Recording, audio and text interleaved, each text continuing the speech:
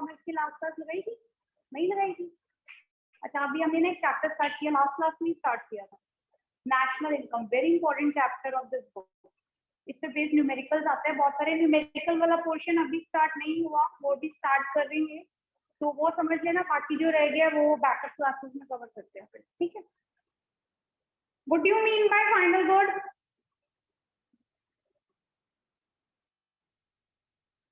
What do you mean bye final good? Crossing production boundary line. How many types of final good we have? Yes, online student, how many type of final goods we have? Ma'am, two. Two types.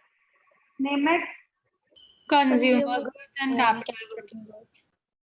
Consumer goods and capital goods. Okay. So what are intermediate goods?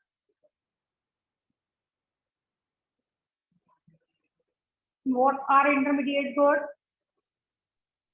The raw materials which are used to make the final products.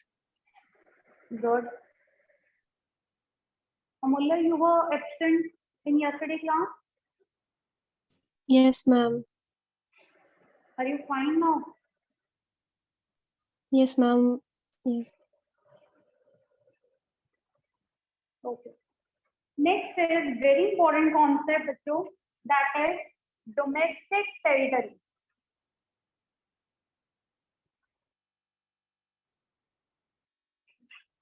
You know what is domestic territory? Anybody? Have you heard about domestic territory? No? किसी को Yes, नहीं पता ma'am. what is domestic territory? Okay, somebody said yes. हमारी जो India की boundary lines है उसके अंदर अंदर सारे एरिया डोमेस्टिक टेरिटरी में आता है, लाइक जितना भी हमारा एरिया अंडमान वगैरह तक, और जो फॉरेन कंट्रीज है वो सारा दूसरा हो जाता है फिर। Very good. So what is domestic territory? देखो, ये इंडिया की टेरिटरी है। Domestic territory is what? It is the economic territory. It is the economic territory, और इसे हम क्या बोलते हैं, ध्यान से सुनना, इकोनॉमिक टेरिटरी ये एक ज्योग्राफिकल एरिया है which is administered by the government. मतलब इसका पूरा एडमिनिस्ट्रेशन कौन कंट्रोल कर रहा है? Government. Which is administered by the government, and with in this area person, money and capital circulate freely.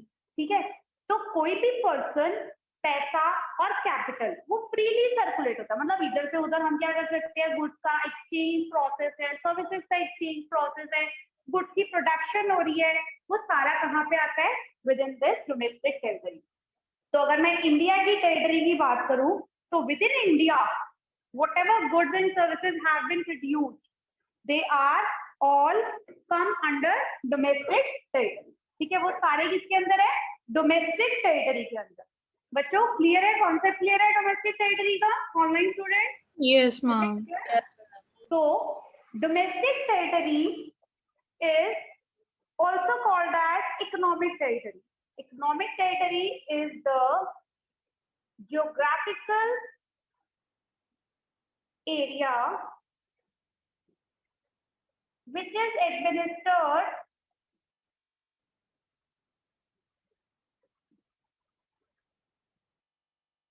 by the government within which person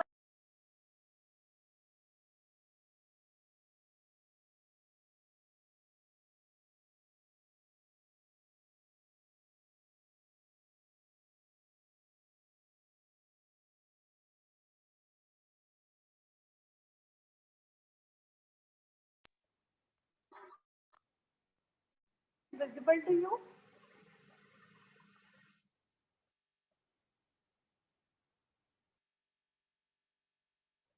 You can see the definition on the board, or I should dictate it. Is it visible to everyone? Ma'am, Yes, dictate कर Sorry. Ma'am dictate कर दो, board थोड़ा सा blur आ रहा है। Blur आ रहा है baby. Economic territory is also called as domestic territory, right? Economic territory and domestic territory means the same. Is the geographical area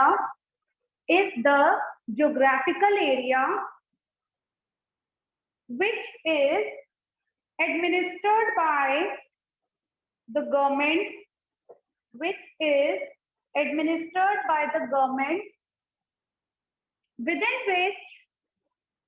which a person,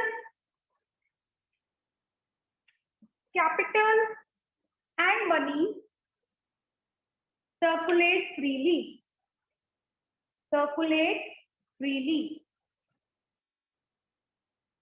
Right? तो ये एरिया मान लो इंडिया का. Let us suppose. So whatever goods and services have been produced within this area is called as domestic product.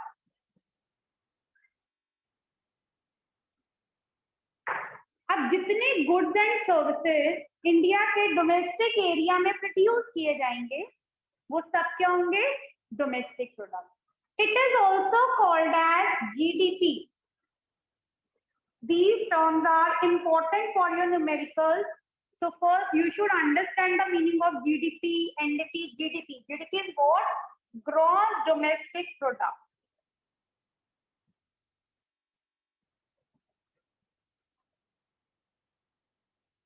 ठीक है, domestic product और gross domestic product is the same thing. So whenever I ask what is GDP, usually student answer it is gross domestic product, right? So don't answer that. I don't want the abbreviation form का तुम मुझे एक full form दे रहे हो. I don't want that. So definition is what? Whatever goods and services have been produced within the domestic territory or within the geographical area, within the economic territory of a country is called as its GDP. ठीक है ना? तो हमारे India में जितने भी goods and services की production होगी उनका जो सम टोटल है that is the GDP of the country. Clear to everyone? Yes, ma'am. Okay. Next is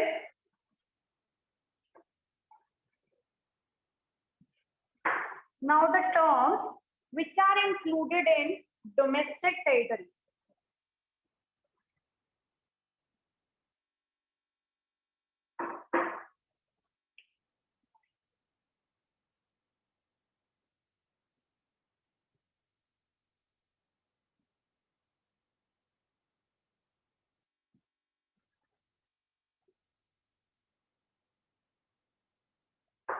domestic territory, normal resident, अभी नेक्स्ट कॉन्सेप्ट करते हैं. समटाइम्स इससे रीजनिंग बेस्ड क्वेश्चन आता है कि whether this transaction, this term will be included in domestic territory or not, right? So first is domestic territory में क्या क्या आएगा? हमारी डोमेस्टिक टेरिटरी में क्या क्या आएगा? Political frontiers,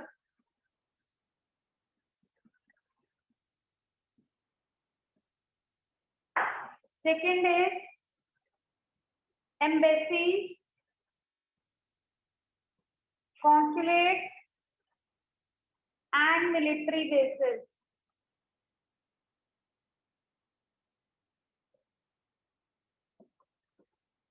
Third is aircraft and ships. Fourth is fishing vessels, oil and natural gas rigs, etc.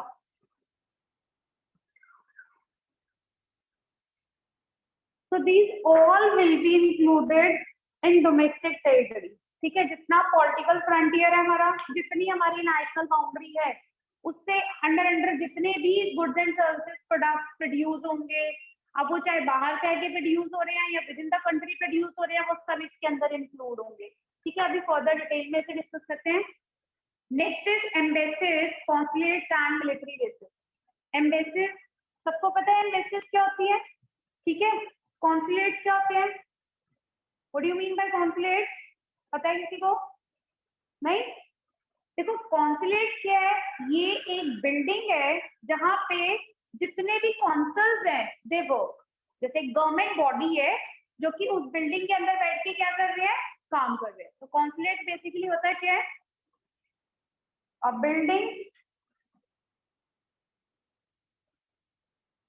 Where consuls work. तो these are consulates. Military bases तो पता है सबको, ठीक है।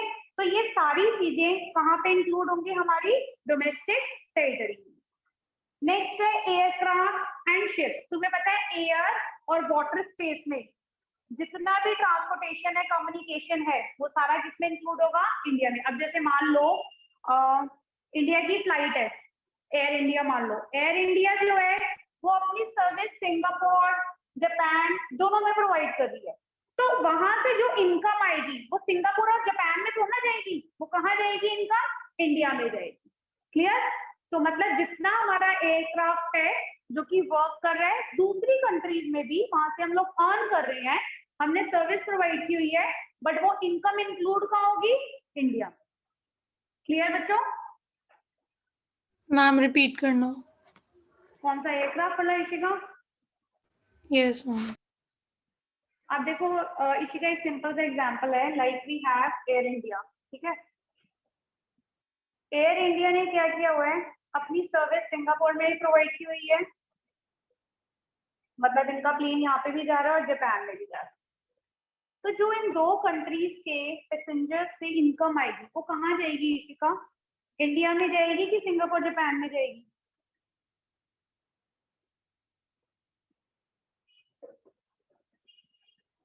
हाँ इशिका, कहाँ जाएगी?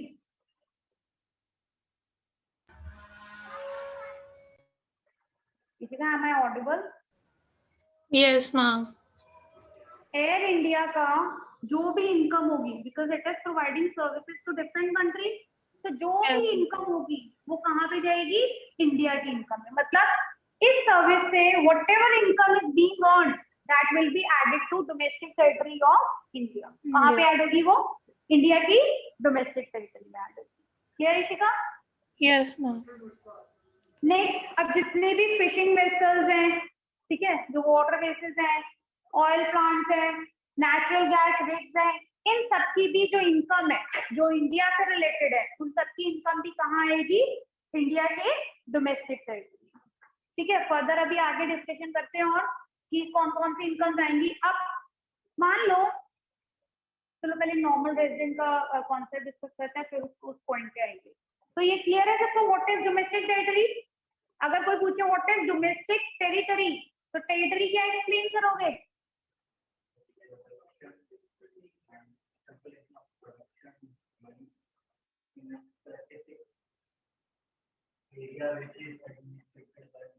Very good.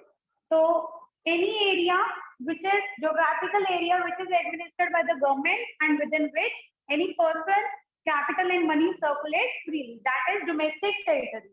Now what do you mean by GDP? What is GDP? It is gross domestic product. पहले बता रही हूँ, अब बताओ what is GDP?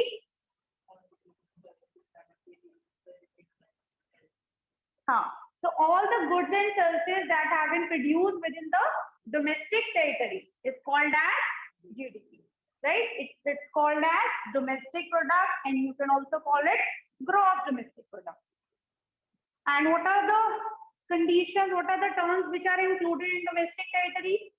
Political frontiers है हमारे सारे, embassies, consulates, military bases, ये आपके air services, water services and fishing vessels, oil and natural gas, ये सारे के सारे जो है कहाँ आएंगे, इंडिया के अंदर आएंगे। Online students, any doubt? चलो आगे, if everything is clear. Yes, ma'am. Yes, ma'am. Okay, next is very important concept, what do you mean by normal resident. But who is normal resident of a country? Who is normal resident of a country?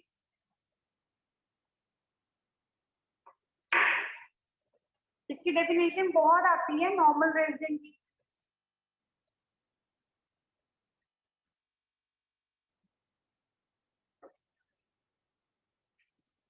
अब normal resident, तुम लोग normal resident हो India के? Are you all normal resident of India? हो. How can you decide that a person is normal resident of a country और not? अच्छा, born होना चाहिए. That person is called as citizen. अगर आप किसी कंट्री में बॉर्न हो रहे हो तो you are the citizen of that country.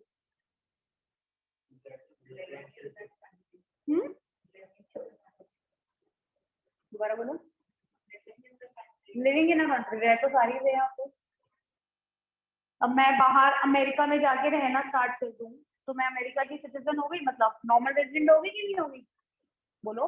6 months हो गए मुझे अमेरिका में रहते हुए, तो मैं नॉर्मल रेजिडेंट हूँ अमेरिका का. पर्टिकुलर टाइम होता है कि इतने इयर्स के बाद अगर तुम कॉन्टिन्यूसली रह रहे हो, वर्क कर रहे हो, उसके बाद फिर तुम नॉर्मल रेजिडेंट. अच्छा, अगर इशिका मैं अमेरिका में 1 ईयर से ऊपर हो गया मुझे रहते हुए, तो मैं वहाँ का नॉर्मल रेजिडेंट हूँ? मैम वो इयर्स में कोई याद नहीं है कितने होते थे.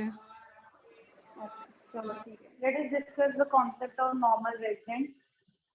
Any person, any institution, any organisation. ठीक है, कोई पर्सन, कोई इंस्टीट्यूशन, कोई ऑर्गेनाइजेशन अगर वो किसी कंट्री में 1 ईयर से ज्यादा रिजाइड कर रहा है और उसका इकोनॉमिक इंटरेस्ट उस कंट्री में लाई कर रहे हैं, तो उसे हम वहां का नॉर्मल रेजिडेंट बोलेंगे. What do you mean by the economic interest here?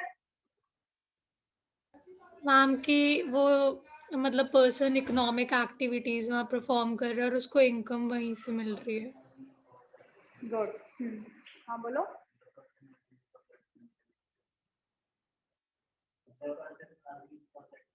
हाँ, person earning for that country. उस कंट्री के लिए कमा रहा है, अपने लिए तो कुछ नहीं कमा रहा है ना.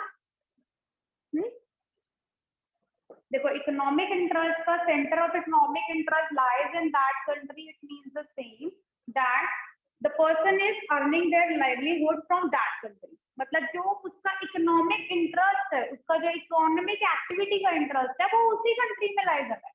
अगर मैं अमेरिका में 1 साल से ज्यादा रह रही हूँ और वहीं पे मैं काम भी कर रही हूँ और मेरा इंटरेस्ट वहीं लाई कर रहा है, I am earning from that country only, तो I will be considered as normal resident of that country.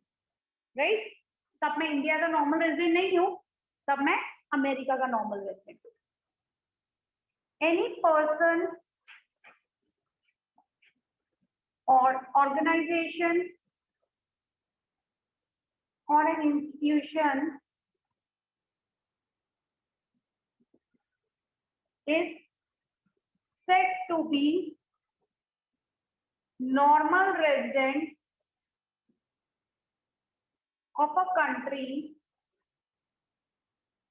if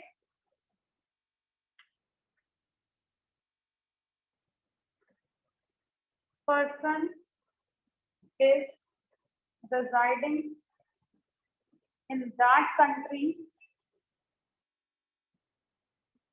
for more than a year, whose center of economic interest lies in that country. So this is the definition for normal resident of a country. Very important term. Sometimes direct question आता है definition पे और sometimes reasoning based question आते हैं. Note it down. Clear to everyone बच्चों? दोनों points clear हैं? Yes ma'am.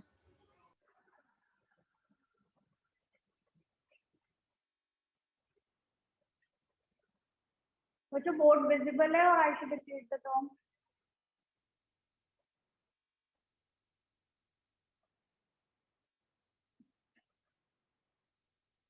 Geetal, how are you now?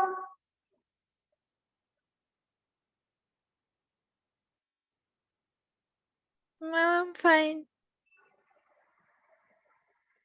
Okay बेटा। कोरोना और एनी अदर प्रॉब्लम बेटा? नहीं मैम, ऐसे ही हो गया था फीवर। ओके। अभी तो कोरोना का फोबिया इतना है, हम लोग बताते हैं, बहुत डरते हैं कि वी आर पॉजिटिव। एक्चुअली ये एक ह्यूमन मेंटालिटी है, ये प्रॉब्लम ही कम्युनिकेबल इतनी ज्यादा है कि हर कोई दूर दूर रहता है। Clear? Okay.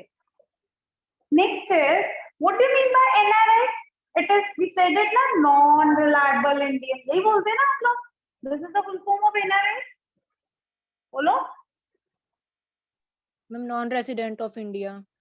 Yes, non resident of India. Usually as a joke हम लोग हमेशा यही बोलते हैं, NRI is non reliable India. हाँ हाँ, non resident of India.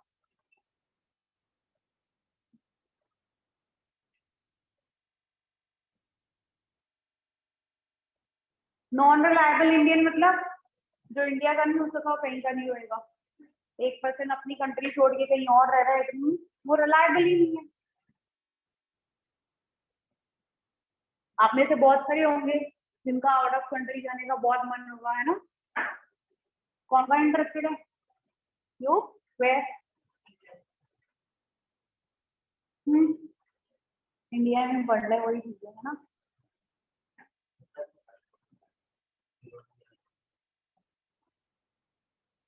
Okay, who is non resident of India? अब मुझे बताओ नॉन रेजिडेंट ऑफ इंडिया क्या होगा? देखो, नॉर्मल रेजिडेंट मतलब simply we call it resident of India, right? Now what is non resident of India? जो वो दो कंडीशंस को सेटिस्फाई नहीं करेगा, that person, that institution, that organisation is called as non resident of India. Clear? तो whatever conditions we have done in resident of India, तो उसका same applicability कहाँ पे है? नॉन रेजिडेंट ऑफ इंडिया में, राइट बच्चों? तो नॉन रेजिडेंट। अब एक चीज बताओ, आज हमारी क्लास में ऑफलाइन देवांश बैठा हुआ है। Devansh is a hard working man. Devansh ने अपनी फैमिली के सर्वाइवल के लिए, देवांश की वाइफ है, उसके बच्चे हैं, तो उससे क्या करना पड़ता है? उसके सर्वाइवल के लिए, अपने लिए उसे कुछ नहीं चाहिए, अपने लिए तो बेचारा 2 जोड़ी कपड़े में भी काम चला लेगा, कोई दिक्कत नहीं है। लेकिन अपनी पूरी फैमिली के लिए वो क्या करते हैं? एवरी डे इंडिया का ये बॉर्डर क्रॉस करता है, ठीक है, किसी दूसरी जगह जाता है, काम करता है, ही वर्क देयर, और फिर वापस इंडिया आ जाता है। ठीक है, मान लो वो पॉलिटिकल बाउंड्रीज को क्रॉस करके जा रहा है और फिर वापस आ जाता है। तो देवांश जो है वो इंडिया का नॉर्मल रेजिडेंट है या जहां पे वो काम कर रहा है वहां का नॉर्मल रेजिडेंट है? Ma'am India. इंडिया है शिखा? यस मैम, बिकॉज फिर एक ही कंडीशन सेटिस्फाई हो रही है ना। हाँ, एक ही कंडीशन। मैम जहाँ पे वो काम कर रहा है वहाँ का वो नॉर्मल रेजिडेंट नहीं होना चाहिए? किसकी बोली है? Yes ma'am. अच्छा, जहाँ पे वो काम कर रहा है किसके अकॉर्डिंग टू यू वो वहां का नॉर्मल रेजिडेंट होना चाहिए, राइट? और कोई बच्चों? अभी मेरे पास तो कॉन्ट्राडिक्ट हो गया ना, 2 आंसर्स आ गए। कोई और बोल दो, मेजॉरिटी विल विन।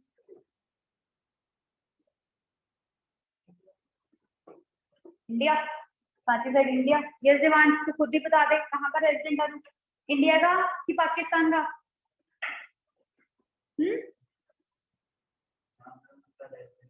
जहाँ पे उसका रेजिडेंट है। तेरा सेंटर ऑफ इकोनॉमिक इंटरेस्ट तो पाकिस्तान की बाउंड्रीज में लाई कर रहा है, फिर एक यहाँ पे भी तो हो रही है, एक वहां नहीं हो रही। अगर एक कंडीशन यहाँ की सेटिस्फाई हो रही है, एक कंडीशन यहाँ की हो रही है, आप बता, बीच में थोड़ा ना लड़का रहेगा, बीच में सो जाएगा। ठीक है, जाने की जरूरत ही नहीं, ना इधर ना उधर। सुबह वही यहाँ टाप गया, रात हुई वहां टाप गया, यही करता रही हो नहीं? तो बेसिकली देवांश जो है वो इंडिया का रेजिडेंट माना जाएगा, ठीक है? अगर एक पर्सन बॉर्डर को क्रॉस करता है और वहां पे काम करता है और वापस क्रॉस करके सेम कंट्री में आ जाता है, so that person is normal resident of the country where he lives, not where he is working. Pushti, clear? Ma'am but उसका इकोनॉमिक इंटरेस्ट तो वो कंट्री होएगी ना। हाँ, उसका इकोनॉमिक इंटरेस्ट वही लाई कर रहा है, मतलब वो यहाँ से अर्न कर रहा है, बट बेसिकली है क्या बेटा, यहाँ पे टाइम पीरियड बहुत ज्यादा इंपॉर्टेंट है। अब वो वापस आ रहा है, वो वापस आता है अपनी कंट्री में, मतलब उन बॉर्डर्स को क्रॉस करके वापस आ जाता है। तो ये कुछ एक्सेप्शनल पॉइंट्स है जो मैं डिस्कस कर रही हूँ, जहां पे अगर एक पर्सन बॉर्डर्स को क्रॉस करके जाएगा और वापस अपनी जगह पे आएगा, तो जहां पे वो रह रहा है वो वहां का रेजिडेंट माना जाएगा, वहां का नहीं माना जाएगा जहां पे वो काम कर रहा है। ठीक है, वहां से वो काम करने के लिए जा रहा है, टाइम पीरियड बहुत शॉर्ट है, राइट, तो काम करके वापस आता है, इसलिए यहाँ का रेजिडेंट है। तो these are some exceptional points. ठीक है, रिमेंबर दिस। अगर कोई भी ऐसा रीजनिंग आती है कि person is crossing the border and he comes back to the state where he is working, where he lives, तो वहां का रेजिडेंट है, not where he is working, वहां का रेजिडेंट नहीं माना जाएगा। क्लियर दृष्टि? यस। सबको क्लियर है? Yes ma'am. ओके, अब हमारे पास कुछ इंटरनेशनल इंस्टीट्यूशंस है, लाइक IMF,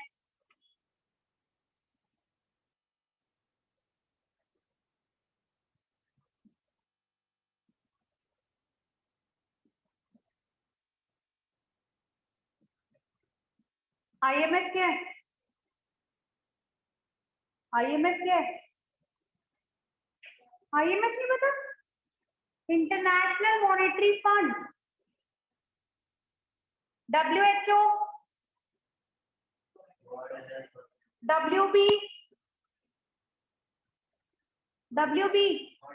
वर्ल्ड बैंक, ये कुछ इंटरनेशनल ऑर्गेनाइजेशन हैं जो कि नॉन रेजिडेंट है।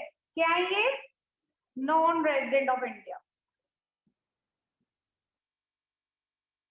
IMF is International Monetary Fund, WHO is World Health Organization, and WB is World Bank.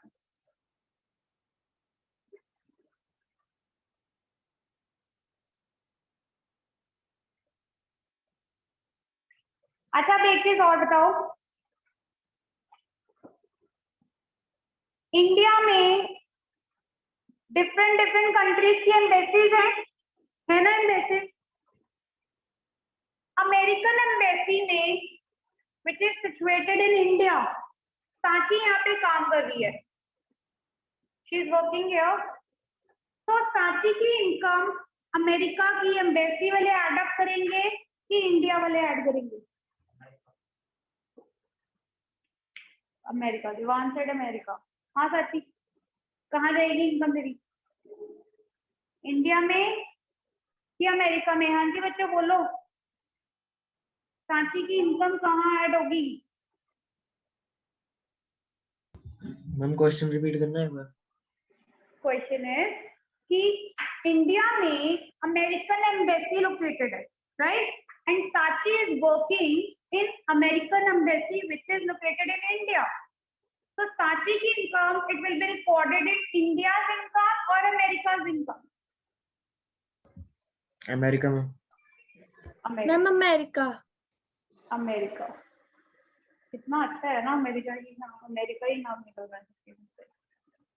Sanchi की इनकम इंडिया में रिकॉर्ड की जाएगी, ठीक है, सांची की इनकम इंडिया में रिकॉर्ड की जाएगी, बिकॉज ये अमेरिकन एम्बेसी लोकेटेड है कहाँ पे? इंडिया में, इंडिया की बाउंड्रीज के अंदर है ये, इसीलिए इनकम जो यहाँ से आएगी वो रिकॉर्ड इंडिया में की जाएगी, ठीक है, अमेरिका में रिकॉर्ड नहीं होगा। क्लियर? अब इसका रिवर्स केस होगा तो अमेरिका में रिकॉर्ड की जाएगी, इसका रिवर्स केस होगा तो vice versa of this case, तो अमेरिका में रिकॉर्ड होगा।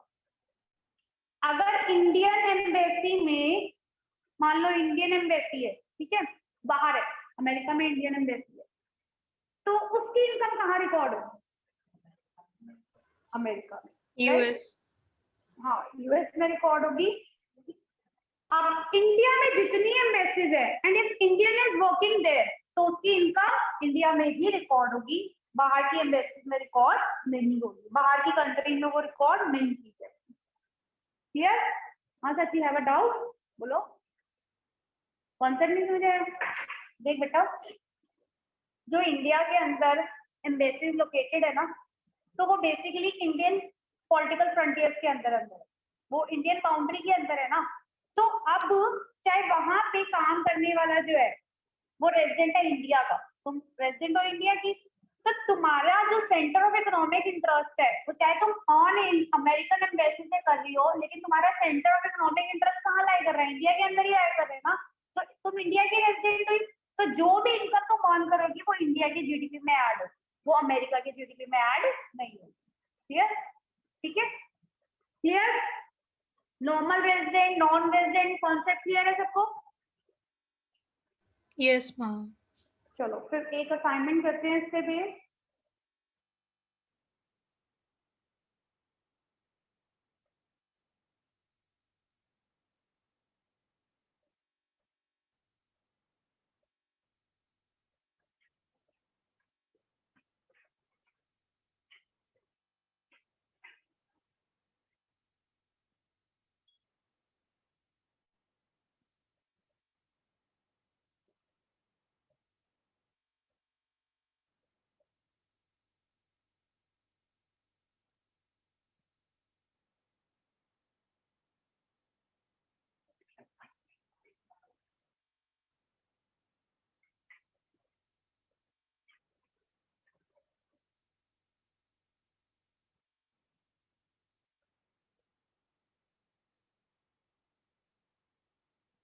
Identify the following as normal resident of India. Right? First, Akshita, answer the first question, beta. Indian officials working in the Indian embassy in China. ध्यान से सुनना। No ma'am. Indian officials working in the Indian embassy in China. तो वो normal resident, तुमने ये बताना है कि this person is normal resident of India और नो, सिर्फ इंडिया का बताना, ठीक है? अब बताओ ये पर्सन इंडिया का नॉर्मल रेजिडेंट कंसीडर किया जाएगा कि नहीं किया जाएगा? No ma'am. नहीं किया जाएगा।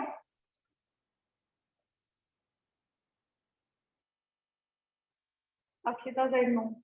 Who else? अमूल्य?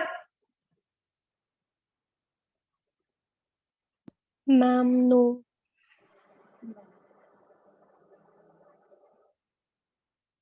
गीतल?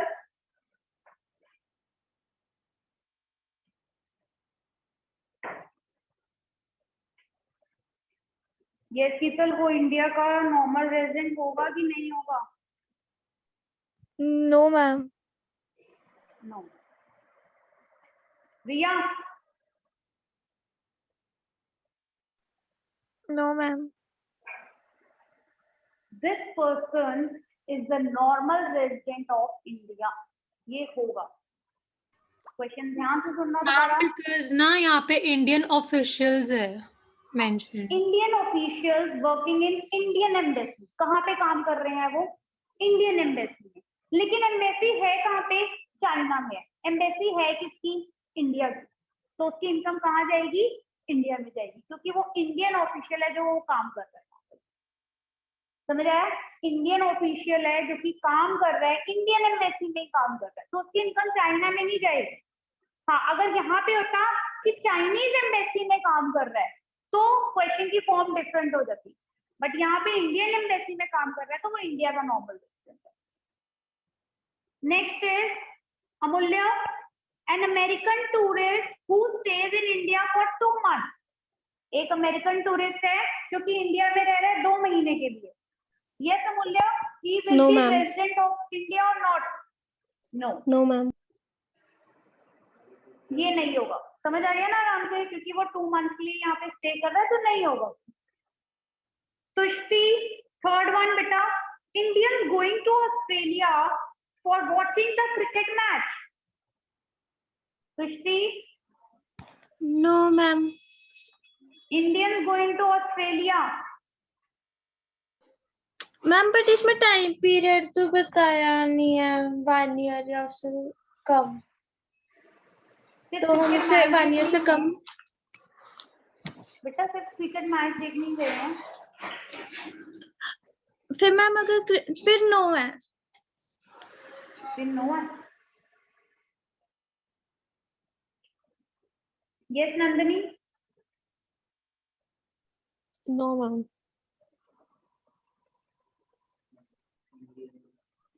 Yes ma'am. मैम ये तो इंडियन वो सिटीजन ही होगा होगा, नॉर्मल रेजिडेंट ऑफ इंडिया।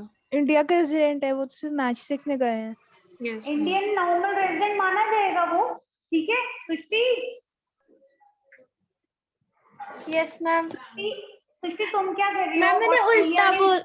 हाँ तुमने उल्टा बोल दिया। आई नो तुम कंफ्यूज हो गई थी थोड़ी सी।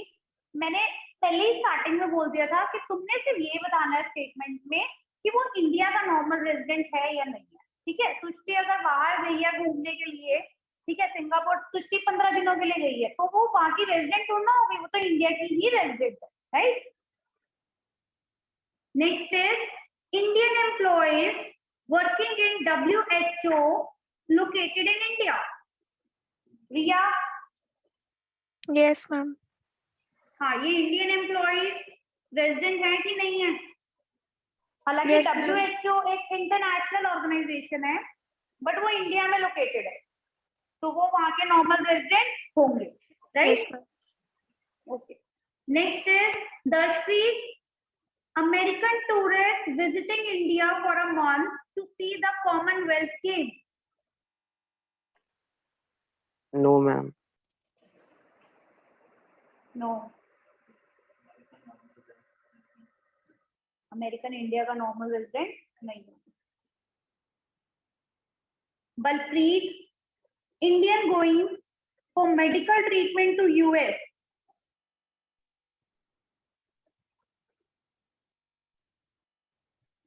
Balpreet, are you in the class, beta?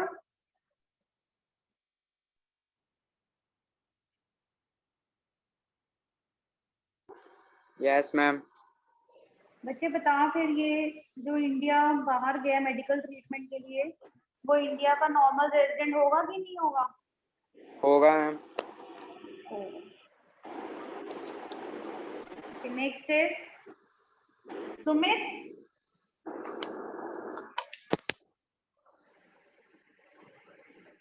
Sumit class में हो बेटा?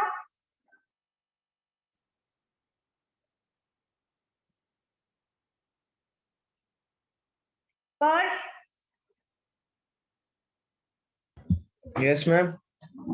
पर्श बेटा, question number 7, Indian workers employed in power project of Nepal on daily wages crossing into Indian territory every week. इसमें थोड़ा कंफ्यूजन है मैम। कंफ्यूजन है? यस मैम, ये ना थोड़ा एक्सेप्शनल केस टाइप है, क्योंकि नेपाल से तो रोज ही वर्कर्स आते जाते रहते हैं। तो बताओ वो इंडियन वर्कर्स है, वहां नेपाल से नहीं लिखा हुआ, उन्होंने बोला Indian workers employed in power project in Nepal. India के ही लोग हैं जो नेपाल में काम कर रहे हैं डेली वेजेस बेसिस पे, इंडियन टेरिटरी क्रॉस करते हैं Yes, आराम से और ma'am. वापस आ जाते हैं। मैम होगा। Yes, ma'am. Yes, ये ma'am. होंगे normal They are resident coming होंगे। back and forth. हाँ, so they will considered as normal resident of India. Next is और कौन है क्लास में? गीतल, an American citizen visiting India for attending a business meeting. No ma'am. No, ठीक है। American से वो एक विजिट करके जा रहा है मीटिंग के लिए, तो वो इंडियन रेजिडेंट नहीं होगा। Indian working in US embassy in India. Devansh,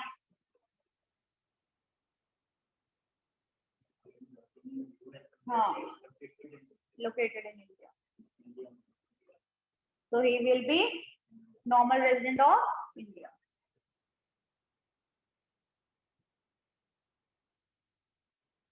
Last is students from India going to Australia for higher studies. Sushti?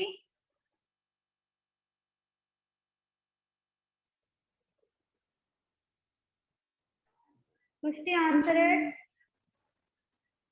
हम ये Students from नहीं India. होंगे normal resident. Okay. Students from India going to Australia for higher studies.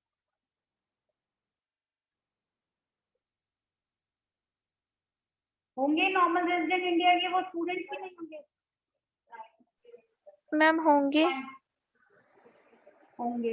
Riya said होंगे, सुष्टि के लिए नहीं होंगे. तुम दोनों क्या कहते हो? नहीं, दिवांश से नहीं होंगे, पर होंगे. ठीक है, they will be considered as resident of normal resident of India, क्योंकि वो सिर्फ पढ़ाई के लिए जाते हैं वहाँ पे, उनका इकोनॉमिक इंटरेस्ट लाइट नहीं करता. राइट, तो वो क्या हो जाएंगे? Normal resident of India.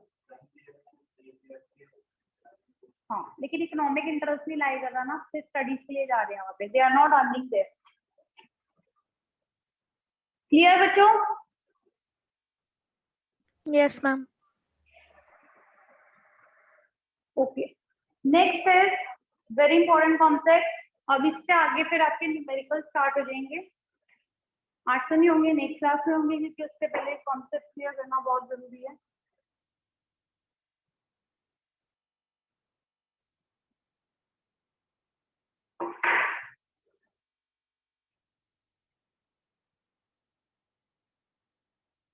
Gross and net.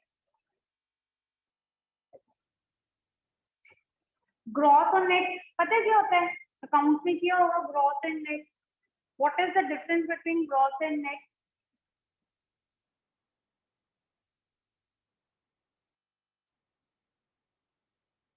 There is only difference of depreciation.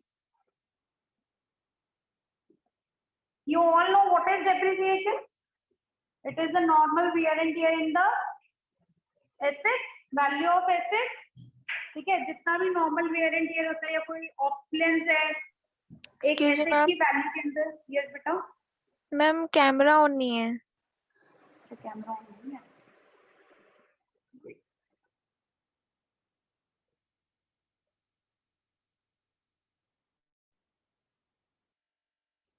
Gross and net दोनों के बीच में डिफरेंस किसका है? डेप्रिसिएशन का. सबको पता है डेप्रिसिएशन क्या है? What is depreciation? Yes ma'am. Ishika, Ishika तुम्हें पता है बेटा डेप्रिसिएशन क्या है? Yes ma'am. ठीक है, it is normal wear and tear on off asset. ठीक है, कोई भी नॉर्मल ऑब्सोलेंस हो रहा है एसेट की वैल्यू के अंदर, जो कि उसकी वैल्यू को क्या कर decrease.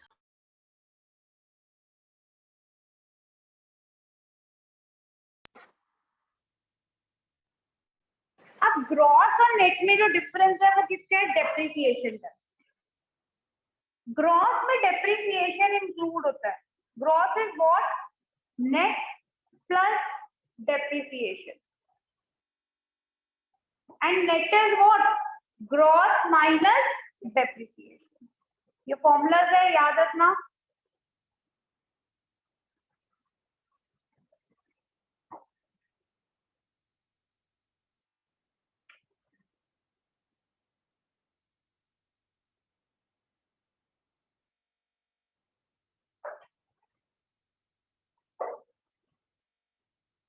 What is capital loss?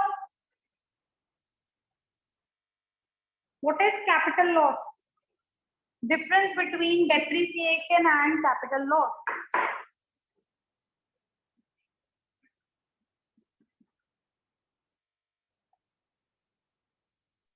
Ma'am जैसे अगर कोई मशीन काम करते करते अपने आप ही खराब हो जाए पूरी मशीन, तो कैपिटल लॉस में काउंट होएगा. डेप्रिसिएशन तो ईयरली लगता है वो तो, क्योंकि मशीन यूज होती है पूरे साल. हाँ, डेप्रिसिएशन तो ईयरली लगता है. तो बेसिकली डेप्रिसिएशन हम लोग एक मेंटेनेंस कॉस्ट बोल सकते हैं, जहाँ पे वैल्यू डिक्रीज हो रही है एसेट की. तो कैपिटल लॉस क्या होता है अक्षिता? कि मशीन काम करते करते खराब हो गई, दैट इज कैपिटल लॉस. इसमें में ऐसा ही कुछ होगा, हाँ, कॉमन ऐसा ही मीनिंग तो कुछ यही होगा। निकलता है। देखो बेसिकली कैपिटल लॉस क्या होता है? It is due to any unexpected obsolescence और loss due to any natural calamity. ठीक है, डेप्रिसिएशन हमें पता है, we charge it every year. हमें अपनी एसेट की वैल्यू क्या करना है? डिक्रीज करना है। तो हम ये डेप्रिसिएशन का फंड ऑलवेज रिजर्व करके रखते हैं अलग से। बट कैपिटल लॉस क्या हुआ? अभी मान लो फैक्ट्री में काम करते करते एकदम से आग लग गई, तो वो क्या हो गया? Capital loss. उस टाइम पे जो भी लॉस हुआ, जो भी नुकसान हुआ, that is termed as capital loss. ठीक है, और फ्लड आ गया तो उससे क्या हुआ? जितना भी ड्यून हो जाता है, कुछ एरियाज ड्यून हो जाते हैं, वो सब किसके अंदर आ गए? कैपिटल लॉस के अंदर। तो कैपिटल लॉस की जो कवरेज है that can be done through insurance. Insurance ही कर सकते हो ना, तुमने अपना फैक्ट्री एरिया, मशीन जो है इंश्योर कराई हुई है, तो वो कैपिटल लॉस है, उससे हम क्लेम कर सकते हैं थ्रू इंश्योरेंस होगी। लेकिन डेप्रिसिएशन जो है वो हम लोग अपने एसेट की वैल्यू में से, अपने प्रॉफिट में से ऑलवेज डेप्रिसिएशन का अमाउंट साइड करते हैं, सो दैट फर्दर फ्यूचर में अगर कोई भी प्रॉब्लम आती है तो that depreciation reserve amount can be used for purchasing another asset. Clear? दोनों में डिफरेंस क्लियर है? This one is expected obsolescence, but this one is due to unexpected obsolescence. It is due to any kind of natural calamity. Loss due to any kind of natural calamity or any unforeseen obsolescence जो हमें दिखी नहीं, हमें पता नहीं लगी, तो वो क्या है? Capital loss. क्लियर है बच्चों? Difference between depreciation and capital loss. Repeat करना है बच्चों, टर्म की क्लियर है?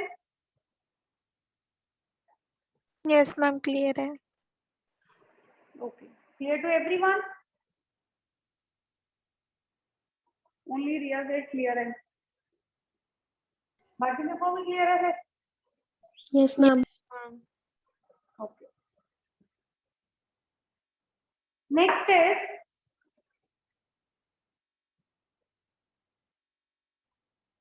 factor cost, FC, and another term is market price, that is MP. So what is factor cost?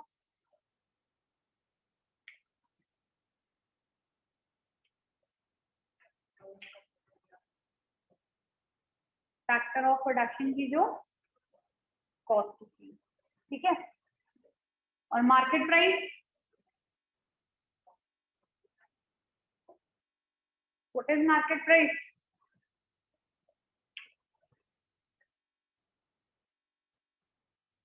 बोलो बच्चों, what is market price? Ma'am final price, final cost at which the manufacturer sells the goods to the consumer. हाँ, good Riya. So factor cost is what? It is the cost of all factor services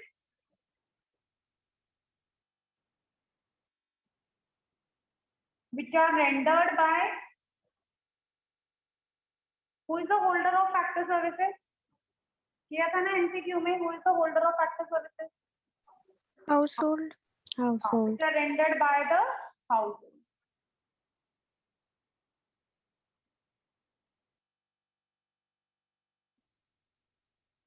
And what is market price? It is the price paid by the consumer, or it is the price of the commodity at which is sold in the market. कुछ भी लिख सकते हैं दोनों में से. Market price या तो कंज्यूमर पे करता है वो प्राइस, या फिर वो प्राइस प्रोडक्ट का या कमोडिटी का जो कि मार्केट में बेचा जाता है. दोनों में डिफरेंस है डिफरेंस दोनों में. It is the price of the commodity paid by the consumer or at which commodity is sold in the market. दोनों में डिफरेंस है, किस चीज का डिफरेंस है दोनों में? फाइनल प्रोडक्ट का। मैम मार्केट प्राइस में प्रोडक्ट एज अ होल की वैल्यू इंक्लूड होती है और फैक्टर कॉस्ट में इंटरमीडिएट गुड्स भी इंक्लूड होते होंगे। ठीक है, मार्केट प्राइस में पूरे प्रोडक्ट की वैल्यू, मतलब प्रोडक्ट एज अ होल की वैल्यू, फाइनल प्रोडक्ट की वैल्यू इंक्लूड होती है, और फैक्टर कॉस्ट के अंदर जितने भी इंटरमीडिएट मतलब with in the production boundary line है उसकी वैल्यू इंक्लूड होती है। अब जब वो प्रोडक्शन बाउंड्री लाइन क्रॉस करता है, कोई भी intermediate product production boundary line को क्रॉस कर रहा है, this is our production boundary line, imaginary line, यहाँ पे इंटरमीडिएट गुड्स है, जब इस लाइन को वो क्रॉस करते हैं दे बिकम फाइनल गुड्स। यहां से यहां तक आने के लिए उन्हें एक टर्म है जो इस आईडी में ऐड हो जाती है, that is NIT. NIT is what? Net indirect taxes. It is what? Net indirect taxes. ये दोबारा समझाती है, नोट कर लिया आप लोगों ने?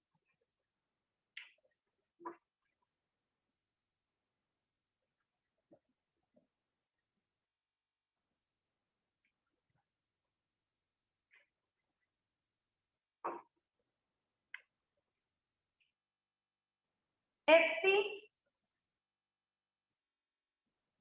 एंड मार्केट प्राइस, दो टर्म्स है। जब हम फैक्टर कॉस्ट में प्लस करते हैं NIT, then will get market price of the product. मतलब फैक्टर कॉस्ट में net and direct taxes plus करेंगे,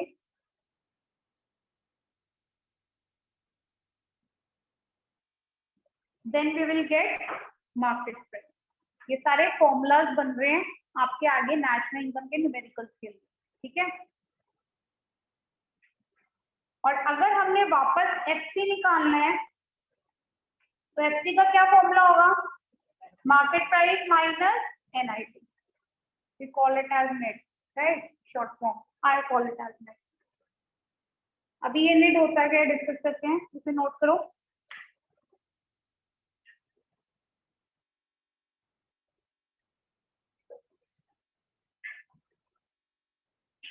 कर लिया बच्चों formula note? Yes ma'am. Okay,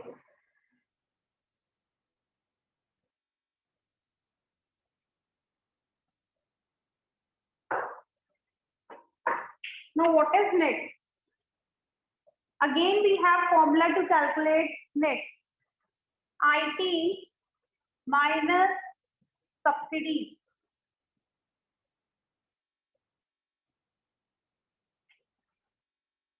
IT is indirect taxes.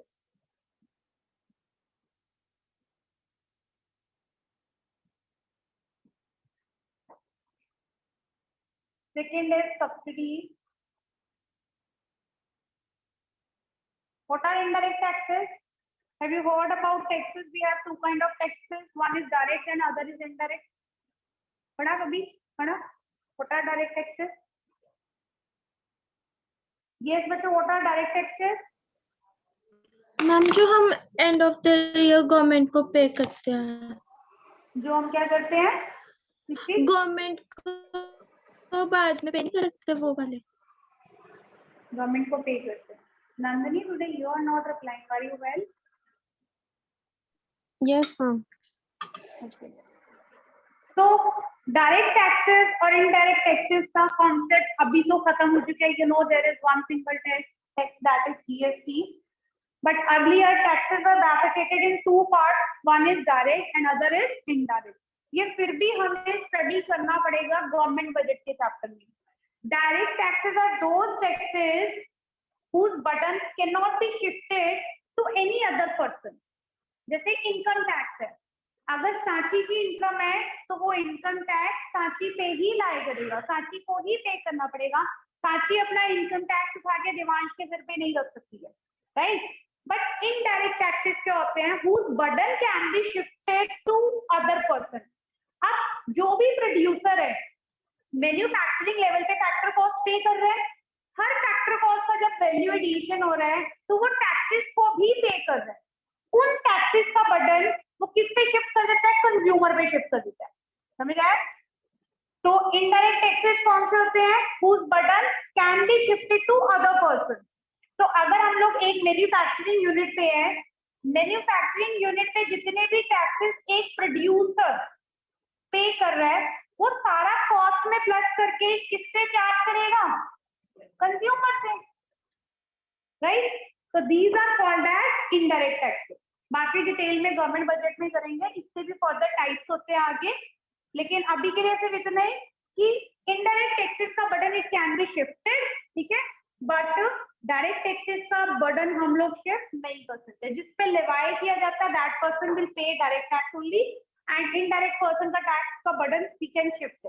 तो एक प्रोड्यूसर है, मान लो मैं प्रोड्यूसर हूँ, मैंने क्या किया, मार्कर प्रोड्यूस किया। मार्कर प्रोड्यूस करते टाइम जितनी भी मैंने कॉस्ट पे की, उस कॉस्ट के अंदर जितने इंटरमीडिएट प्रोडक्ट्स यूज किए उन सब पे टैक्स भी लगा हुआ था। अब वो टैक्स मैंने पे किया उस टाइम पे, तो but I will cover up it from the consumer. मैं किससे कवर करूंगी, तुम लोगों से। तो जब भी एक इंटरमीडिएट गुड फाइनल प्रोडक्ट की फॉर्म में मार्केट में आएगा तो उसमें क्या प्लस होगा, टैक्सेस। क्या प्लस होंगे, टैक्सेस। अब एक प्रोड्यूसर, जो गवर्नमेंट होती है वो सोशल वेलफेयर का ध्यान रखती है, राइट। अब गवर्नमेंट ने क्या करना है, उसका जो प्रोड्यूसर है उसका सोशल वेलफेयर देखना है, तो सिर्फ टैक्सेस ही थोड़ा ना पे करेगा प्रोड्यूसर। गवर्नमेंट ने प्रोड्यूसर को सब्सिडीज भी दी हुई है। What are subsidies, what do you mean by subsidies? Subsidy सुना होगा ना, सिलेंडर की सब्सिडी आती होगी हर एक के घर में, सुना है बेटी? These are the financial assistance given by the government to the producer which lowers the price of the product। Government ने क्या किया है, ये फाइनेंशियल हेल्प है। सब्सिडीज क्या है, गवर्नमेंट की तरफ से प्रोड्यूसर के लिए एक फाइनेंशियल हेल्प है कि अगर आप इतने टैक्सेस पे कर रहे हो तो हम आपको कुछ कंसेशन दे रहे हैं, प्रोडक्ट में कंसेशन दे रहे हैं। अब गवर्नमेंट, जब तुम इंटरनेशनल पॉलिसी करोगे ना, तो जो एक्सपोर्टर्स फॉरेन मार्केट में compete करना चाहते हैं, गवर्नमेंट ने उन्हें स्पेशल सब्सिडीज प्रोवाइड की गई है ताकि उनको raw material, labour cheap form में मिले, सो दैट उनका प्रॉफिट मार्जिन बढ़ जाए और वो इजिली फॉरेन मार्केट में compete कर पाए, राइट। तो ये सब्सिडीज क्या, देखो एक तरफ गवर्नमेंट दोनों काम कर रही है, एक तरफ टैक्सेस लगा रही है। टैक्सेस क्या करते हैं, किसी भी प्रोडक्ट की वैल्यू को बढ़ा देते हैं। Simultaneously government is providing subsidy. अगर एक प्रोडक्ट की टैक्स लगने की वजह से वैल्यू हो गई 100 रुपए, राइट, गवर्नमेंट ने क्या किया, प्रोड्यूसर को 20 रुपए की सब्सिडी प्रोवाइड कर दी। तो अब 20 रुपए से सब्सिडी जो है किसी भी प्रोडक्ट की वैल्यू को, प्राइस को क्या करती है, कम कर देती है। नाउ अब प्रोड्यूसर को प्रोडक्ट कितने का पड़ रहा है, 80 रुपीज का। अब वो फर्दर प्रोडक्शन कर सकता है इसके अंदर। समझ आ गया सब्सिडीज क्या होता है? So these are the financial assistance or financial help given by the government to the producer, which decreases the price of the product, which helps them in manufacturing goods in large scale. ठीक है? It also helps them to export the goods, right? तो ये subsidies है। बच्चों clear है what are subsidies? Yes, ma'am. Yes, ma'am. Okay. तो subsidies और indirect taxes, तो इसका हमें नेट इफेक्ट निकालना पड़ता है। इसका क्या निकालना पड़ता है, गवर्नमेंट ने एक तरफ टैक्सेस दिए, टैक्सेस चार्ज किए, सब्सिडी प्रोवाइड की, तो इसका नेट इफेक्ट जो होगा वो प्रोड्यूसर क्या करता है, फैक्टर कॉस्ट में प्लस कर देता है, तब जाके मार्केट प्राइस आता है। ठीक है, तो ऑलवेज रिमेंबर कि जब तक product with in production boundary line है उसपे सिर्फ फैक्टर कॉस्ट है, but whenever it crosses this line, यहाँ पे मार्केट प्राइस पे आने के लिए देयर विल बी एडिशन। किस चीज का एडिशन होगा, नेट का। ठीक है, क्लियर है बच्चों सबको concept? So we have done Yes, ma'am. two formulas. First is gross or net का difference, where we have done depreciation and capital loss, right? Second is factor cost and market price. So factor cost और market price में difference किसका है, net का। factor cost छोटा है, बड़े पे जाने के लिए net को क्या करना पड़ेगा, plus.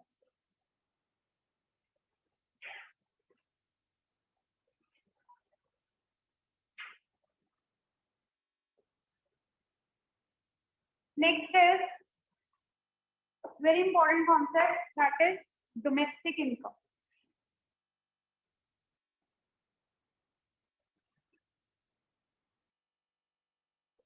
One is domestic income and other is national income.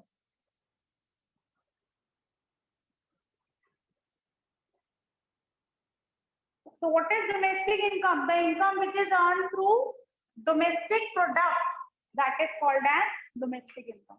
ठीक है, जो भी गुड्स एंड सर्विसेज हमने within domestic territory produce की हैं, उनकी प्रोडक्शन से जो इनकम, जो monetary value we get, that is called domestic income. बच्चों नेक्स्ट कॉन्सेप्ट डोमेस्टिक इनकम और नेशनल इनकम का, इन दोनों में जो डिफरेंस होता है, domestic income which is within the boundary of India, national income अब कुछ बाहर से भी पैसा आता है, उस बाहर से आए पैसे को, इन दोनों के बीच का जो डिफरेंस है उसे हम लोग बोलते हैं, मतलब मैं बोलती हूँ फॉर रिमेम्बरिंग, नफिया. नफिया, ठीक है, नफिया कुछ भी एज्यूम कर लो, क्लास की किसी लड़के की वाइफ का नाम एज्यूम कर लो नफिया, ठीक है. तो NFIA is what, net factor income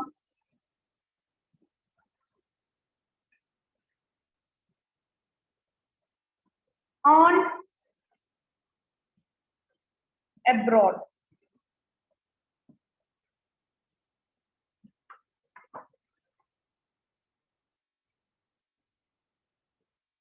तीसरा फॉर्मूला लिख रही हूँ यहाँ पे, domestic income plus NFIA will give you national income, and national income will be what, sorry, domestic income will be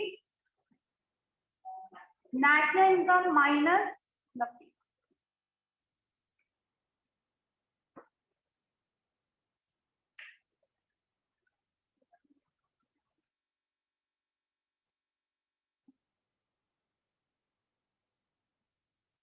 कर लिया नोट बच्चों?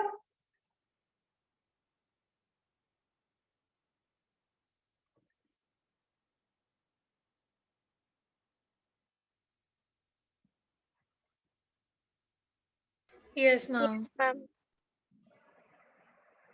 Okay, next. First is domestic income. Let us first understand the concept of domestic income, then we will do nafia, and then we will do national income. Domestic income मैंने बता दिया ना, domestic income क्या होता है? It is the income earned from domestic product, right? See, domestic income. अब तुम्हें अगर कभी क्वेश्चन में बोलेंगे न्यूमेरिकल में फाइंड डोमेस्टिक इनकम, तो आप लोगों ने क्या निकालना है? Write the formula there, NDP at FC. ऐसे लिखते हैं, ऐसे एनडीपी फुटनोट में एफसी या फिर एमपी. तो whenever they will say find domestic income of the question, so whatever information is given, then you have to find NDP at FC. NDP at FC is what? Net domestic product at factor cost. Net domestic product at factor cost. Listen everyone, this is very important concept. अगर आपको ये basic terms clear नहीं होंगी national income से related, then you won't be able to solve your numerical. तो कुछ भी अगर क्लियर ना हो, do let me know at that time. बाद में मत कहना मैम समझ नहीं आया था, क्या करना था. तो डोमेस्टिक इनकम जब भी कैलकुलेट करने के लिए जाएंगे, we have to calculate NDP at FC which is net domestic product at factor cost. Product हो या फिर इनकम हो, दोनों का मतलब एक ही. We have written domestic income here now, so this is the income which we get from domestic product. So product और income usually हम लोग P ही लिखते हैं, income का Y यूज नहीं करते यहाँ पे. So net domestic product use होता है everywhere. Clear? Now we have three components of domestic income.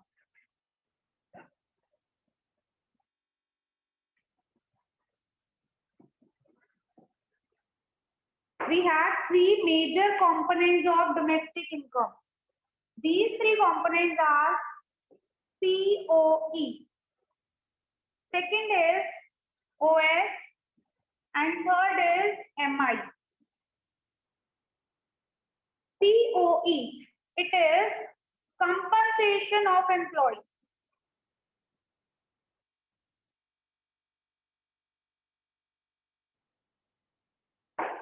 Means these are the major categorization of domestic income from where we can get all the domestic income. So in तीनों का जो sum total है, that will give you domestic income. OS is operating surplus.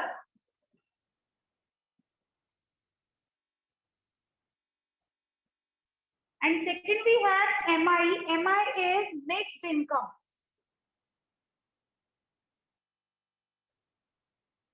It is mixed income.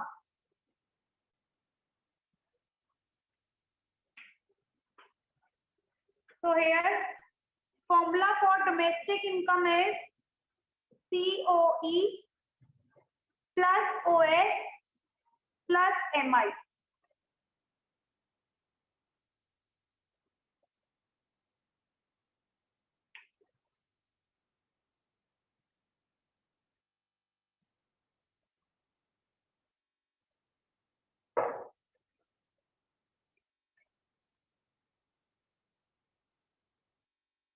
Have you all noted it?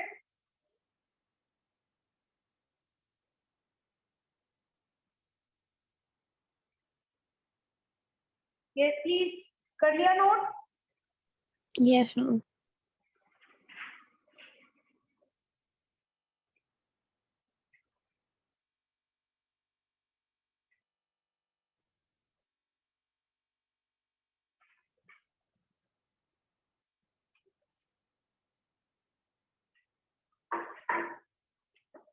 First is COE.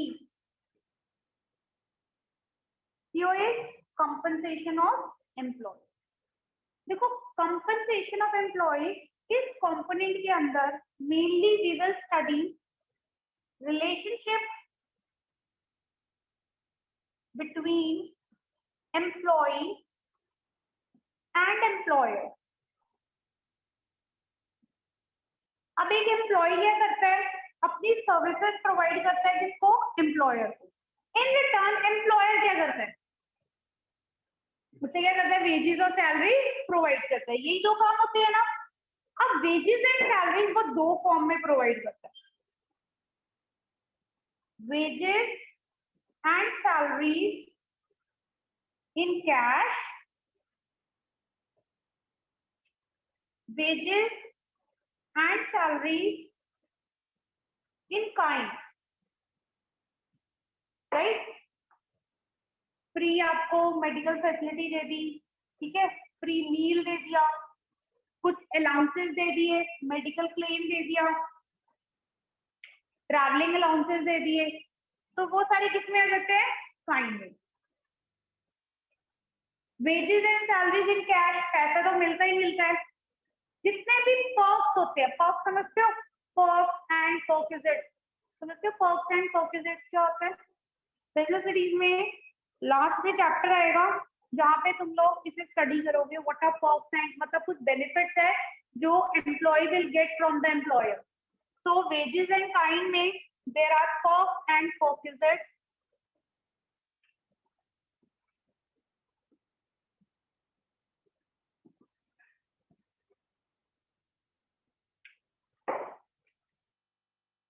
Perks and perquisites में क्या आता है बच्चों, कुछ भी जो फ्री में फैसिलिटी मिल रही है, राइट।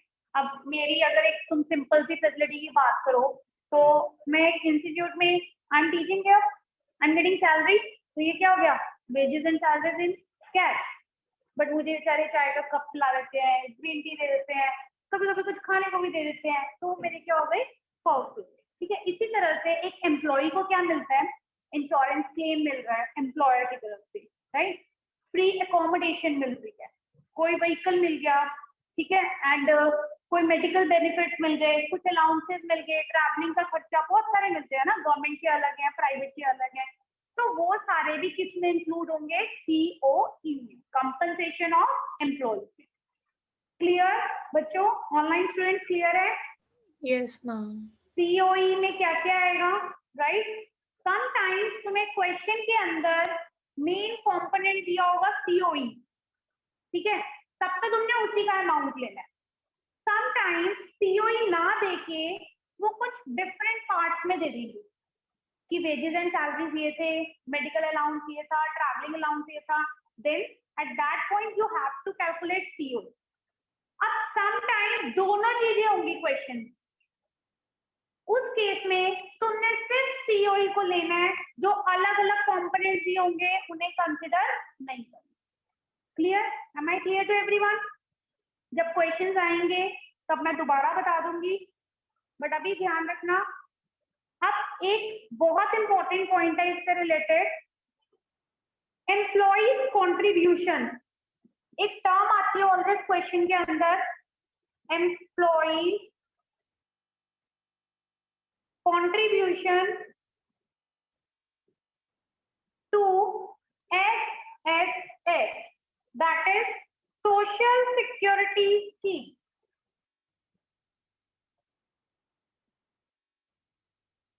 बहुत कॉमन पॉइंट है ये। अगर तुम्हें क्वेश्चन में एम्प्लॉइज कंट्रीब्यूशन टू एसएसएस दिया हुआ है तो इसको सीओई में इंक्लूड नहीं करना, बट अगर क्वेश्चन में एम्प्लॉयर्स कंट्रीब्यूशन दिया हुआ है टू एसएसएस तो वो इंक्लूड करना है। एम्प्लॉयर्स कंट्रीब्यूशन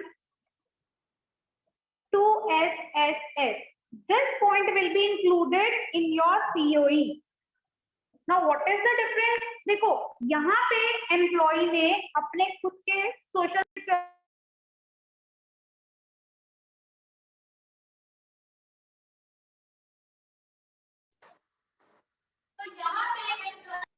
किया हुआ है, अपने सोशल वेलफेयर के लिए कुछ भी पैसा वो अपनी सैलरी में से सेव कर रहा है, लेकिन यहाँ पे एम्प्लॉयर क्या कर रहा है, अपने एम्प्लॉय के लिए एसेट्स में पैसा लगा रहा है। तो एम्प्लॉय तो अपने लिए कर रहा है, तो वो पैसा एम्प्लॉयर होता है इंक्लूड करेगा अपने में, वो एम्प्लॉयर तो नहीं इंक्लूड करेगा। अब मान लो अगर मैं मतलब मुझे सैलरी मिल रही है और मैं क्या कर रही हूँ, कुछ पैसा सेव कर रही हूँ, तो जो मेरी सेविंग है वो इंस्टीट्यूट वाले अपने अकाउंट में थोड़ा सेव करेंगे, नहीं करेंगे ना अपने अकाउंट में, वो तो क्या रखेंगे, जो मुझे प्रोवाइड कर रहे हैं वही रखेंगे। सेम वे अगर एम्प्लॉयर किसी, हाँ वो मेरे लिए कुछ कर रहे हैं कि मैम आपके, आप जैसे मान लो ये जो कोरोना चल रहा है उसके लिए कुछ सेफ्टी प्रोवाइड कर रहे हैं, राइट, या फिर कुछ मेडिकल फैसिलिटी प्रोवाइड कर रहे हैं मुझे, तो वो तो इंक्लूड होगा। लेकिन अगर एम्प्लॉय अपने लिए खुद कुछ करेगा वो नहीं ऑर्गेनाइजेशन में जाएगा, एम्प्लॉयर करेगा एम्प्लॉय के लिए, वो ऑर्गेनाइजेशन में इंक्लूड होगा। क्लियर है बच्चों? क्लियर है सबको? Yes ma'am. ठीक है, this is very important point, mostly student mistake करते हैं, इसको इंक्लूड कर लेते हैं। So remember this, if it is done by employer only then it will be included, if it is done by employee then it will not, right? तो COE में employer और employee से रिलेटेड जितनी भी terms हैं वो आएंगी except this one. Next we have is operating surplus.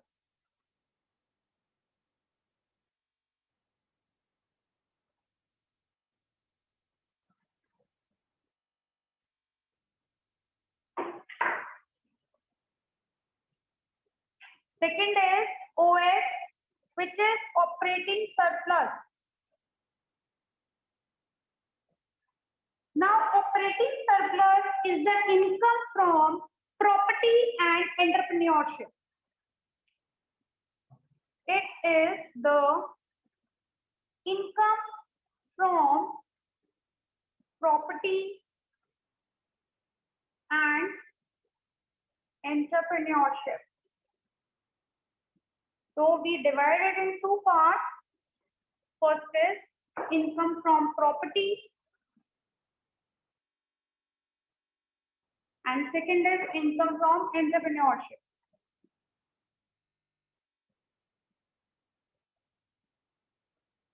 Right? तो ये वो इनकम है जो हमें प्रॉपर्टी और एंटरप्रेन्योरशिप से मिलती है। अब इसके अंडर कौन कौन से हेड्स आते हैं? प्रॉपर्टी के अंदर we will get rent, we will get interest and royalty.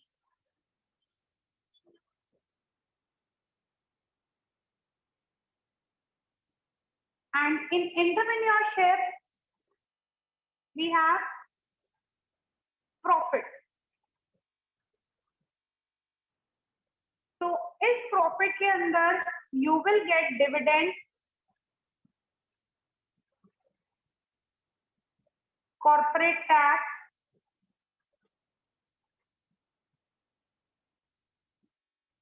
which I am writing the point here,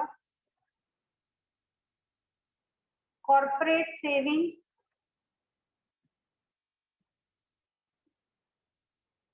undistributed profit, retained earnings.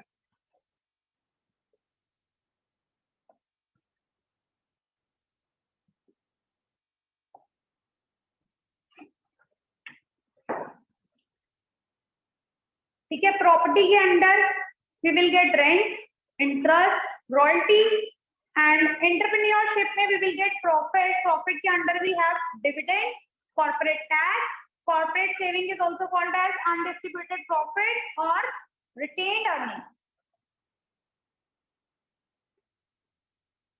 Rent पता है सबको? रेंट लैंड पे मिलेगा, इंटरेस्ट कैपिटल पे मिलेगा, रॉयल्टी क्या होता है? What is royalty?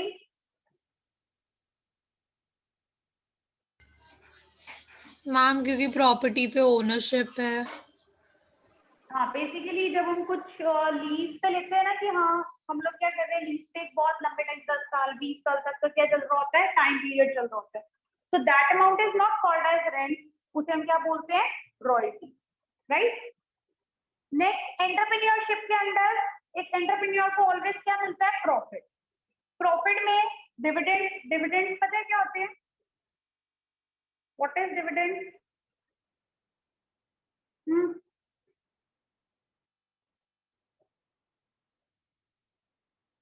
बच्चे जितने भी कॉर्पोरेट होते हैं ना, कॉर्पोरेट समझते क्या होता है? बड़ी बड़ी कंपनीज होती है, जितनी एमएनसीज होती हैं, उनके कुछ शेयर होल्डर्स होते हैं.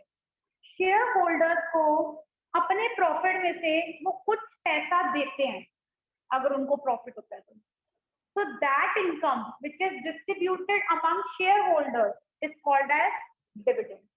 अब सेम बिजनेस स्टडीज में डिविडेंड का डिस्ट्रीब्यूशन के मेथड क्या है और डिविडेंड कब कब दिया जाएगा, कौन कौन से फैक्टर्स है डिविडेंड प्रोवाइड करने के, वो तुम लोग इसी ईयर में स्टडी करो 12th में. ठीक है, यहाँ पे हमें इसकी डिटेल डिस्क्रिप्शन नहीं चाहिए बिकॉज हमने सिर्फ न्यूमेरिकल सॉल्व करने और कुछ नहीं करना है यहाँ पे.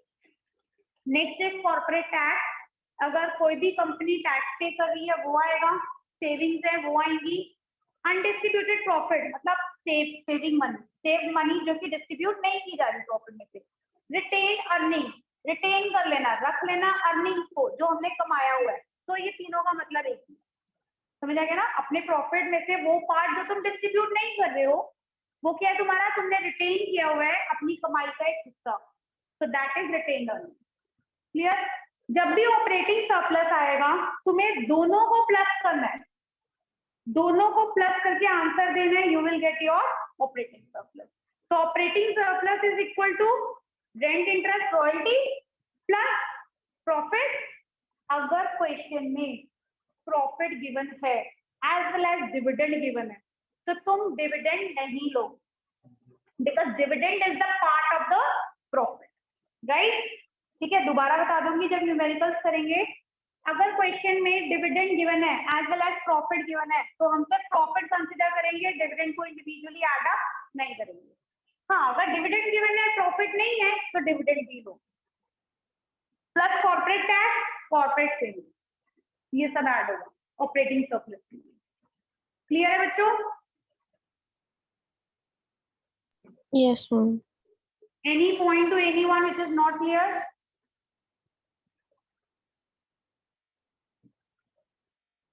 No ma'am, I'll assume it. Everything is clear to everyone. All right. Last is MI, which is next income. बहुत important है. Next class में जितना टॉपिक करवाया उसे रीड करके आना अगर न्यूमेरिकल्स करने हैं तो.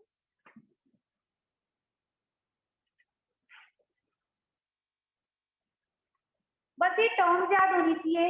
एक कॉन्सेप्ट बताऊंगी न्यूमेरिकल का, कभी कोई न्यूमेरिकल गलत नहीं होगा, बस उसे फॉलो करते रहना, न्यूमेरिकल कभी गलत नहीं होगा कोई भी।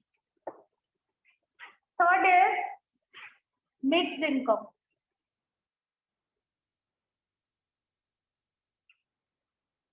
This is mixed income. Mixed income is what? It is income of self-employed.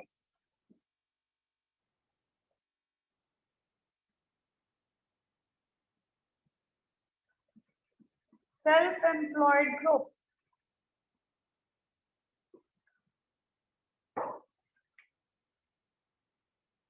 Now first listen to me. What is mixed income? Mixed income उन लोगों की इनकम है जो अपना अकाउंट मेंटेन नहीं करते, ठीक है? जैसे टीचर्स हो गए, डॉक्टर्स हो गए, लॉयर्स हो गए, ये अपना अकाउंट मेंटेन नहीं करते। कोई जनरल स्टोर वाला है, ठीक है, कोई मैकेनिक है, कोई रिक्शा वाला है, कोई भी है, ये सारे अपने अकाउंट मेंटेन नहीं करते ना अपने अकाउंट मेंटेन। कहीं पे हम अपना अकाउंट मेंटेन कर रहे हैं कि इतना डेबिट हुआ, इतना क्रेडिट, मतलब एक वो सेविंग अकाउंट की बात नहीं कर रही हूँ मैं। जैसे बड़ी बड़ी कंपनीज है, एमएनसीज है, कॉर्पोरेट है, वो क्या करते हैं, अपने अकाउंट्स मेंटेन करते हैं, कंपनी के अकाउंट उनके प्रॉपर रजिस्टर्ड होते हैं। बट जितने सेल्फ एम्प्लॉयड है वो अपने अकाउंट मेंटेन नहीं करते। अब सैलरीड पीपल जो है उनके अकाउंट मेंटेन होते हैं। एमएनसी में तो पर्सन इज वर्किंग, उसका अकाउंट मेंटेन है कंपनी के साथ, उसकी बात नहीं मैं कर रही हूँ। सिर्फ सेल्फ एम्प्लॉयड लोग, टीचर, मेरा कोई अकाउंट मेंटेन नहीं है किसी के साथ, हाँ, और डॉक्टर का किसी का अकाउंट मेंटेन नहीं होता। तो इन लोगों की इनकम हम लोग सेपरेटली ऐड नहीं कर सकते, अलग अलग शो नहीं कर सकते, इसलिए इन सबको मिक्स इनकम ग्रुप में डाला गया। तो तुम्हें कभी सेपरेटली नहीं आएगी ये टर्म, तुम्हें डायरेक्ट लिखा होगा मिक्स इनकम, यहाँ पे लिखा होगा mix income of self employed. कई बार नहीं भी होगा क्वेश्चन में, तो एज्यूम इट 0, राइट? क्वेश्चन में मिक्स्ड इनकम गिवन है, देन इट इज फाइन, और इसका कोई सेपरेट हेड नहीं है, सेपरेट कैटेगराइजेशन नहीं है कि तुम इसे अलग से लो। क्वेश्चन में मेंशन है, ठीक है, नहीं मेंशन तो 0 ले लेंगे, ठीक है? तो mixed income of self employed group, that's it, who do not maintain, लिख लो, लिखना है तो income of self-employed group, income of self-employed group who do not maintain their account,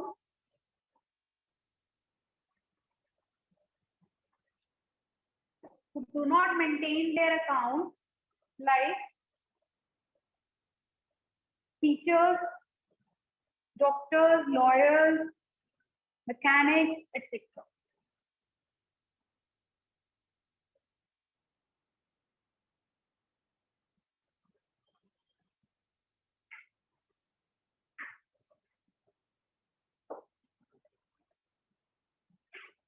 ठीक है, ये सब रीड कर लेना। In the next class we will do national income, NFIA, concept of NFIA and gross investment and net investment का concept. उसके बाद numerical start करेंगे। जो अभी न्यूमेरिकल स्टार्ट होंगे वो बिल्कुल बेसिक होंगे, क्योंकि पहले बेसिक कॉन्सेप्ट करोगे, उसके बाद नेशनल इनकम के 3 मेथड्स आएंगे। मतलब जो थर्ड चैप्टर है, अगर मैं तो नेशनल इनकम एक साथ कंसिडर करती हूँ, अगर तुम्हारी बुक के अकॉर्डिंग हम लोग जाएं तो वो 2 पार्ट में बाइफरकेटेड है। तो फर्स्ट पार्ट जो है वो पूरा बेसिक न्यूमेरिकल्स है, in second part we have methods.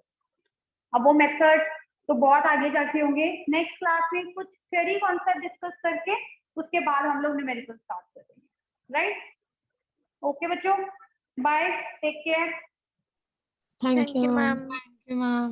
Okay बच्चों, प्लीज ये रीड कर लेना सब कुछ।